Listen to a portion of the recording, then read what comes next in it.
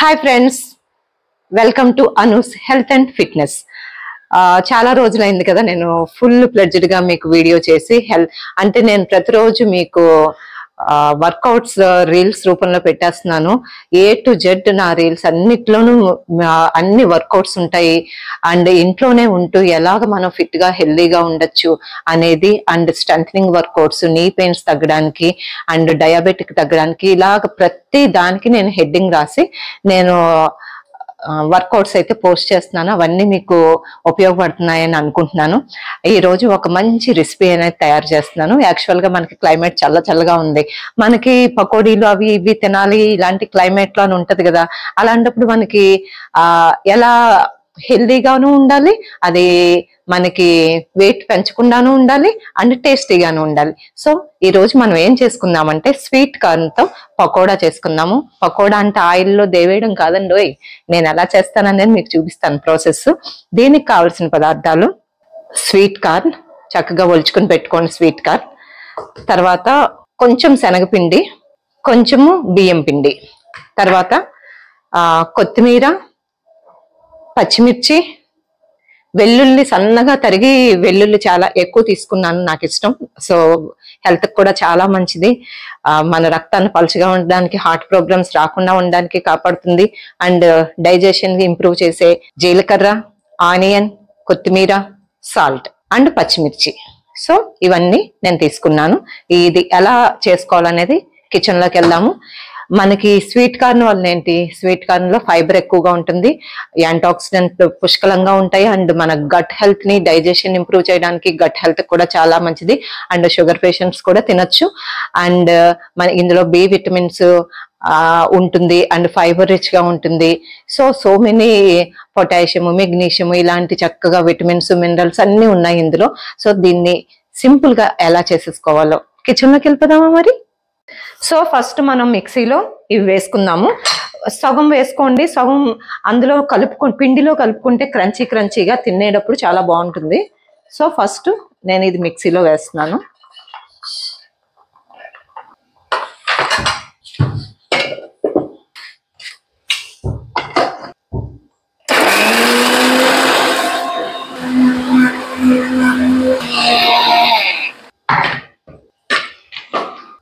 So మనకి ఇలా మెత్తగా పేస్ట్ చేసేసుకున్నాము. ఇందులోనే వాటర్ అది ఏమి వేయకుండానే పేస్ట్ చేసుకోండి, అందులో ఉన్న వాటర్ సరిపోతుంది. సో కొన్ని గింజలు ఇలాగా కలుపుకుందాము, ఎందుకంటే తినేటప్పుడు క్రంచీగా బాగుంటుంది. ఓకే, తర్వాత బియ్యం పిండి ఒక 2-3 స్పూన్లు వేసుకోండి బైండింగ్ కోసం. తర్వాత శనగపిండి సేమ్ బియ్యం పిండి అంత తీసుకున్నారో శనగపిండి కూడా అంత తీసుకోండి. తర్వాత కొత్తిమీర, వెల్లుల్లి ముక్కలు, జీలకర్ర. కొత్తిమీర చక్కగా ఎక్కువ వేసుకోండి, బాగుంటుంది. మీకు ఇంకా కావాలంటే క్యారెట్ తురిమి వేసుకోవచ్చు, అదేంటి బీట్రూట్ వేసుకోవచ్చు. కారం అంటే మనం పచ్చిమిర్చి తరుగు కూడా వేస్తున్నాం కాబట్టి కారం చూసుకోండి. స్వీట్ కార్న్ ఎలాగో కొంచెం స్వీట్గా ఉంటుంది కాబట్టి ఇవన్నీ కరెక్ట్గానే సరిపోతుంది మనకి. సో పసుపు, తర్వాత సాల్ట్ రుచికి సరిపడినంత. సో ఇవన్నీ మనం ఇలా వేసేసుకున్నాము. వేసుకుని దీన్ని ఇలాగా కలిపేసుకుందాం. మనం కలుపుకునేటప్పుడు మనకు అర్థమవుతుంది కదా ఇది పకోడాలా ఉందా లేదా అనేది. ఇలాగా మనం కలిపేసుకుందాం.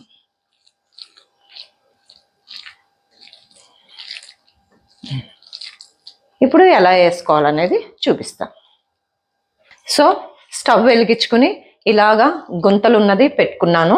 ఇందులో కొంచెం ఆయిల్ వేసుకున్నాను, ఎక్కువ కూడా మనం వేసుకోక్కర్లేదు. జస్ట్ కొంచెం ఆయిల్ వేసుకుని ఇలా వేడెక్కిన తర్వాత ఇలా రౌండ్గా పకోడాలాగా ఇందులో పెట్టేయడమే.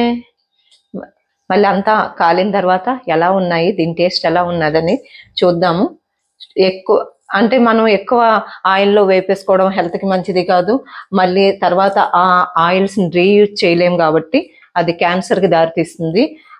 మీరు ఒకేసారి యూజ్ చేసిన ఆయిల్ని 100 సార్లు యూజ్ చేస్తూ ఉంటే అది అయిపోయే వరకు సో క్యాన్సర్కి దారితీస్తుంది. కాబట్టి ఎప్పుడు బయట ఫుడ్ అందుకే తినద్దు అనేది, ఎందుకంటే వాళ్ళు ఏ ఆయిల్స్ వాడతారో తెలీదు. ఇక్కడ మనం కోల్డ్ ప్రెస్ రేట్ ఎక్కువైనా సరే 500 550 లీటర్ అయినా సరే మనం వాడుతున్నాము, బికాజ్ హెల్త్ కోసం అని చెప్పి. అందుకని ఇలా సింపుల్గా మనం చేసేసుకోవచ్చు. దీన్ని మళ్ళీ రీయూజ్ చేసుకునే అవకాశం ఉండదు. నేను హెల్త్ బెనిఫిట్స్ అన్నీ కూడా మీకు కిందన మెన్షన్ చేస్తాను.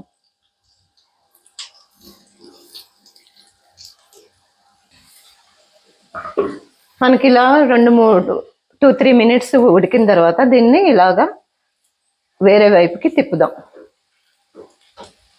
చూసారా ఒకవైపు ఎంత చక్కగా కాలిపోయినాయో. ఇలా ఇంకొక వైపుకి తిప్పేస్తే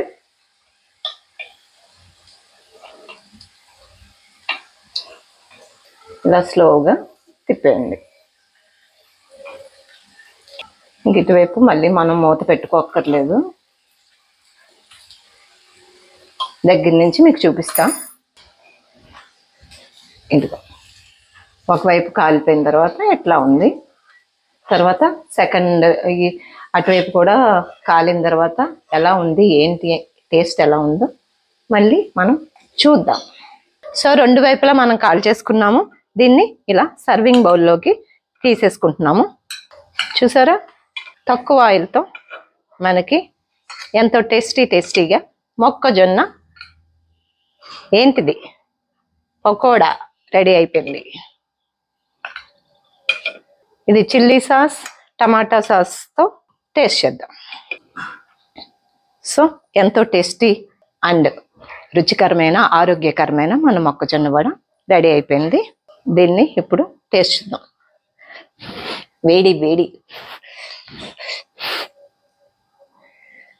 ఇలా మిర్చి సాస్,